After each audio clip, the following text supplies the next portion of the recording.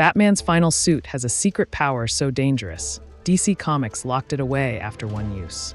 What this armor can do will rewrite everything you think you know about his limits. You have to see the shocking moment it activates to understand why this is the one weapon Bruce Wayne was always afraid to build. Stick around to witness it.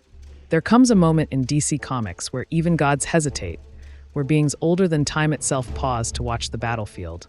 Not because of cosmic titans or endless armies, but because of one mortal man who refuses to yield. Bruce Wayne, scarred by tragedy, molded in shadows, was never destined to stand among divine architects, yet over and over he outwits them, endures what they cannot, and dares to take steps no human should survive. From the grime of Gotham's alleys to the cosmic halls where reality is stitched together, he has carried titles that range from detective and knight to strategist and savior. But when the sixth dimension was unveiled, when the fate of existence demanded something beyond courage, beyond willpower, beyond flesh itself, Batman summoned a weapon unlike anything he had ever conceived. It wasn't forged in steel or stitched together with technology. It was forged out of possibility itself, built from every scar, every mistake, every victory. It was his last gamble, his final ascension, the ultimate expression of what Bruce Wayne could be. It was the Final Batsuit. This saga unfolds in Justice League starting with issue number 19, and it doesn't open like any ordinary superhero arc. This isn't a bank heist. This isn't another rogues gallery plot.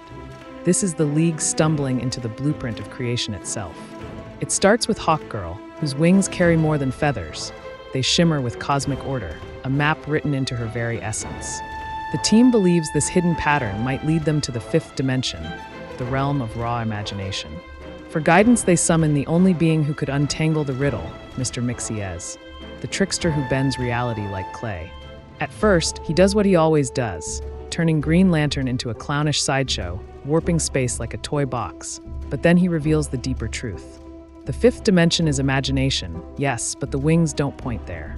They point higher, far beyond imagination, to a place even gods fear to speak of. The sixth dimension, the control room of creation itself, a sealed realm barred to nearly all. It was here that the Monitor, the Anti-Monitor, and the World Forger, beings who shaped the multiverse itself, once moved. But even they were only children of something greater. At the foundation of it all waits Perpetua, the mother of existence, the dark matron who gave birth to universes the way mortals exhale air. The scale of the story explodes, because now the League isn't just fighting villains or tyrants. They're trespassing into the god machine of reality.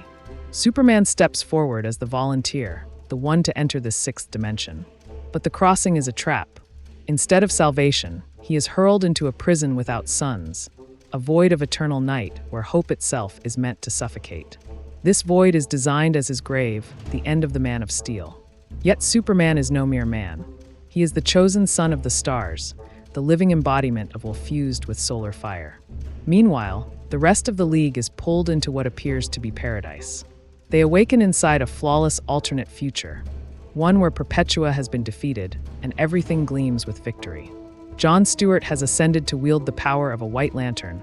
Superman radiates with divine light, and Martian Manhunter has even found a future with Hawkgirl, their child a bridge between species. At first glance, it feels like triumph, like the multiverse finally healed. But paradise doesn't hold. The cracks form. The Superman they trust begins to peel back his mask. In reality, this utopian realm is the design of the World Forger, and the Superman before them is nothing but the Forger himself in disguise. He explains that this future is his masterpiece, a perfect multiverse he sculpted, and the only way forward is through another crisis. His plan? Wipe out the current multiverse and replace it with the one he crafted. The League recoils. They've fought too hard, sacrificed too much to erase countless lives. They reject the plan outright. But Batman lingers, weighed down by the memory of their crushing defeat against Barbados and the dark multiverse. He knows failure is possible. He knows the stakes dwarf morality. And unlike the rest, he is willing to shoulder the burden of sacrifice. The World Forger notices. He pulls Bruce aside, recognizing him not as a mere mortal, but as one of the most precise minds in existence. He unveils the throne of power itself, declaring that it is not his seat, it belongs to Batman. Within this chamber, Bruce is shown the possibility of creation itself, and for a moment, the idea of a mortal wielding the hammer of divinity becomes terrifyingly real. Back in the void, Superman is withering, each second pressing him toward death. His only anchor is memory, Lois, John, the Justice League, every face that ever gave him hope. He claws forward, not through strength alone, but through the refusal to stop believing. In that darkness, faint sparks begin to emerge. Suns, distant and dim at first, then blazing brighter. Superman hurls himself through them, one after another, consuming their light, absorbing their fire, supercharging himself to heights beyond any version before. The narration itself strains to contain it, describing his speed as beyond physics, beyond imagination. This is Superman at his most mythic, perhaps the most powerful he has ever been. While Superman is crawling toward rebirth, Batman faces the World Forger's test. The Forger places the cruelest choice before him: extinguish Superman's final sunlight and unalive his ally forever. In a gut-wrenching moment, Bruce appears to comply. He apologizes to Clark and allows the last ember to fade. To the League, to the reader, it looks like betrayal. The man who stood beside Superman countless times has sacrificed him for a gamble. By the time we reach issue number 25, the full horror is revealed. Batman emerges not broken, but armored. Not in any ordinary suit, but in his ultimate creation, the Final Batsuit. This armor isn't steel, it isn't Kevlar, it isn't gadgets.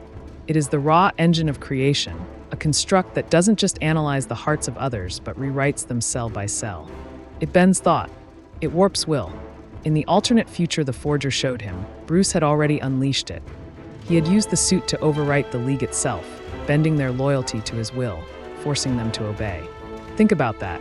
A suit so powerful that Batman could rewrite Wonder Woman, Aquaman, Flash, all of them, remaking the Justice League in his image.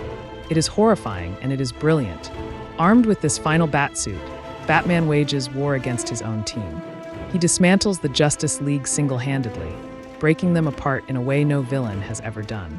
And for a terrifying heartbeat, it looks like he has joined the World Forger for real.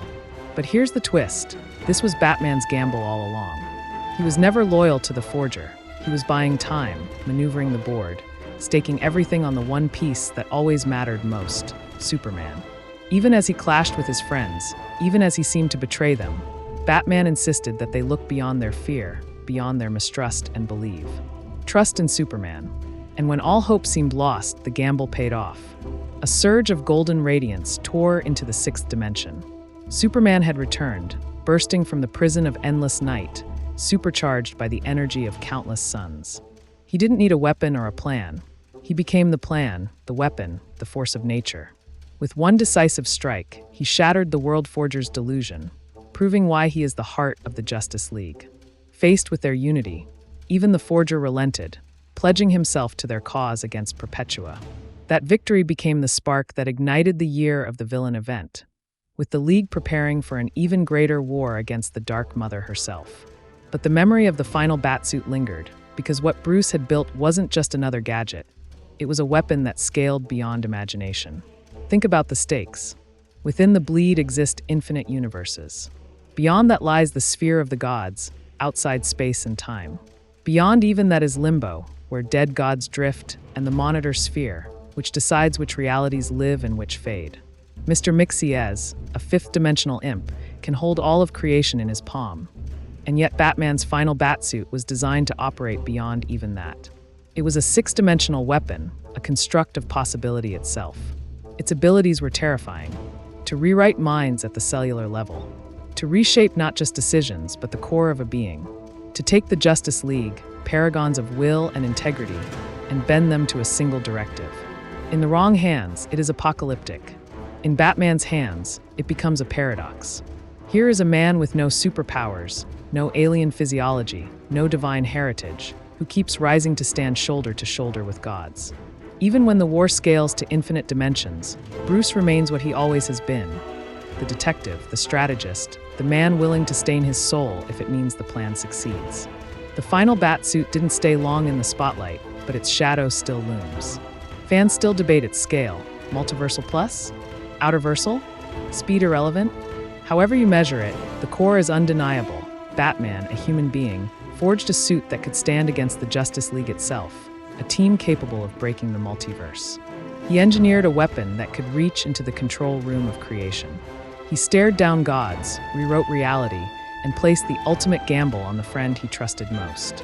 It remains, to this day, one of the most staggering creations in DC Comics. Do you think the Final Batsuit was Batman's most dangerous invention? Was it genius strategy or a terrifying overreach? Should any mortal have that much power, even someone like Bruce Wayne? Share your judgment in the comments so we can weigh the legacy together. And do not forget to subscribe for more deep dives into DC's most shocking creations.